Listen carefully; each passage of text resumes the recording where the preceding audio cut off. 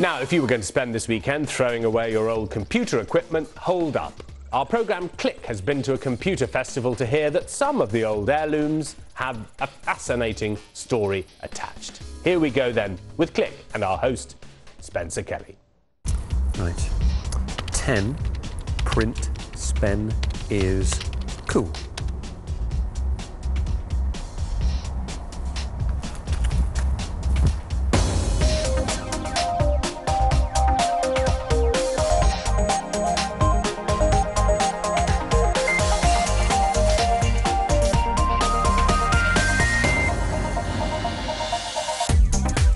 This week, Click celebrates the birth of the home computer, when loading programmes off cassette was almost as much fun as typing in your own.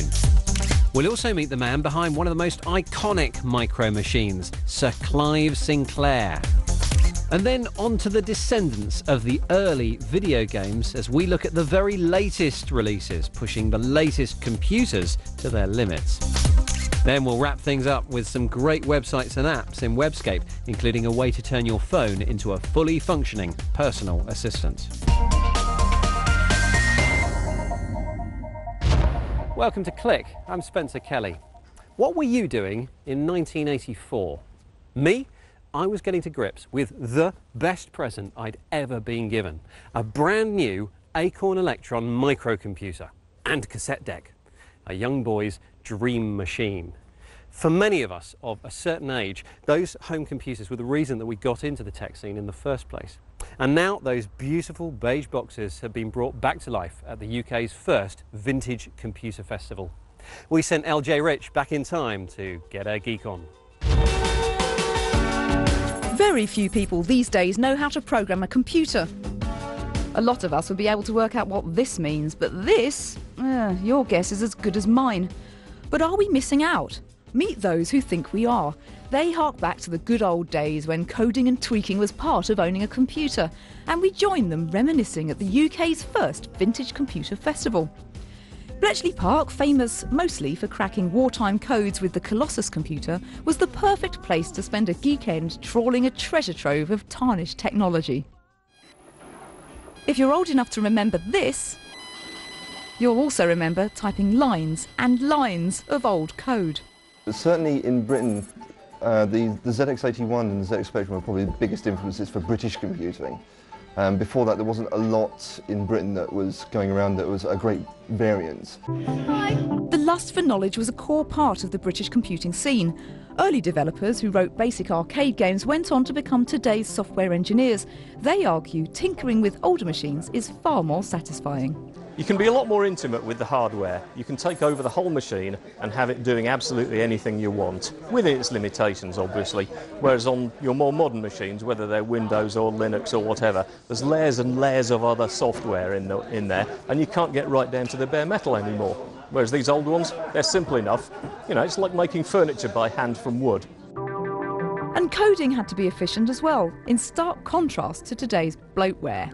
These old 8-bit computers, they were just so practical, whereas PCs now are so bloated, the software's all bloated. You had to do certain things in these computers because you only had 38K available on the Commodore 64. So you had to make sure you had to get that in 38K. Now, they've got so much memory they can mess with, they fill it and fill it and fill it. Microsoft Office came on a couple of floppy disks. It now comes on DVD. Why? It's exactly the same program as it was. So, have we lost our lust for control? These days we need time, determination and a software developer kit just to program our machines. And are they really ours, or do we just drive them? Computing has virtually vanished. We now buy machines that are still called personal computers, but they're personal communicators, personal communicating devices which we use to emulate typewriters, to play games on, to connect to the internet, read and write on, but we don't use them for computing anymore. The people who build machines that compute rather than communicate are sort of aging and dying out. Nevertheless, the people here combine their passion for the good old days with the reality of the new world order. The result? Weird and wonderful hybrids, like this tweeting Spectrum. Even though the entire machine's capability has roughly the same capacity as a few emails, it's coping pretty well with the modern world. Admittedly, not everyone could knock up one of these memory card mods at home, but it's a great example of mashing new tech backwards to fit the old. Disk drives for this machine are almost impossible to find in a working state these days. I thought it would be great if we could utilise some modern technology, for example the MMC memory card, that they're quite common and very cheap these days. If that could be connected to the Acorn and we could load software from it, it would be an ideal solution for me to be able to get to use the old machine again. I'm trying to now build the same kind of contraption for an early Sinclair computer for a ZX81. And the resurrection continues with the Amiga. The first home computer to do what we now know as multitasking is now set to steal our hearts all over again. What we're trying to do now is bring the Amiga back because it offers so much. There are 3 platforms. There's Amiga OS, there's Morphos, there's the classic guys, and then there's the open source one, which I'm involved in. So in an age where we can't even open some of our tech, at least it's reassuring to know that tweaking, among some of us, will always remain in style. LJ Rich at the UK's first vintage computer festival at Bletchley Park.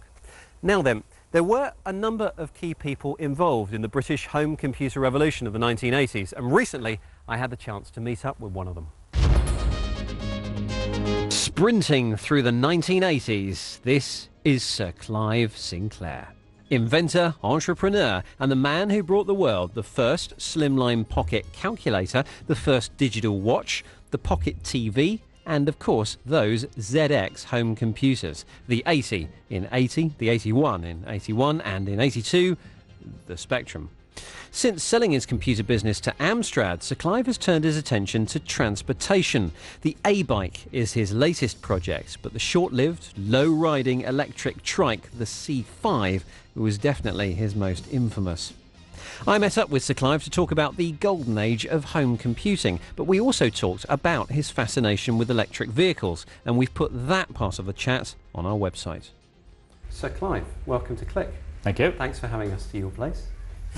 What do you think of the vintage computer festivals and the people who still relish the 80s and the old machines? It's exciting to me because, you know, and it brings it back, the excitement that there was at the time. I remember when in the early days, there'd be a sort of exhibition and you'd have a stand and nobody could get near the stand because everybody was so keen on the subject. It was a very exciting time. When I started in computers, home computers existed, and some pretty neat ones, but they were pretty expensive. In today's terms, they were over £1,000. So what I wanted to do, and did, was to produce something that was, 5 to 10 times cheaper than anything that existed, and yet didn't sacrifice too much in terms of performance. So it was really taking something that was desirable, but making it economically possible for everyone.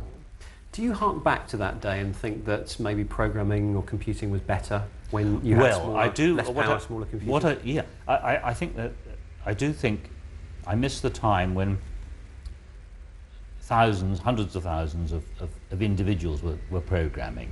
That's sort of rather gone, and I think that's a loss, a sad loss. There was a huge sort of period, a time when everyone was programming. So what changed? Well, the arrival really of very memory-heavy operating systems, Microsoft in particular, and IBM, and it all became too cumbersome. Now, I know LJ in her vintage computing piece, which we've just seen, I think she saw a ZX Spectrum that was connected to Twitter. They'd hacked the two together. Back in the 80s, did you look ahead and see the internet and the web as a logical progression? I'm absolutely ashamed to say I did not at all. The internet... You and Bill Gates both. The internet is the most unbelievable thing, and I did not foresee it. Which of your inventions are you most fond of? Well, the thing that made the most impact, and I suppose I'm most fond of, were the home computers, the ZX80 and ZX81, the Spectrum, that series. The neatest, technically, really was the ZX81. I mean, the ZX80 had to be done on a very low budget, and so we had a lot of chips in it. The ZX81 was really neat because we only had 4 chips in the entire machine at a time when the world's best competitor had 42. So that was pretty astonishing. So Clive, thank you very much for your time. Thank you.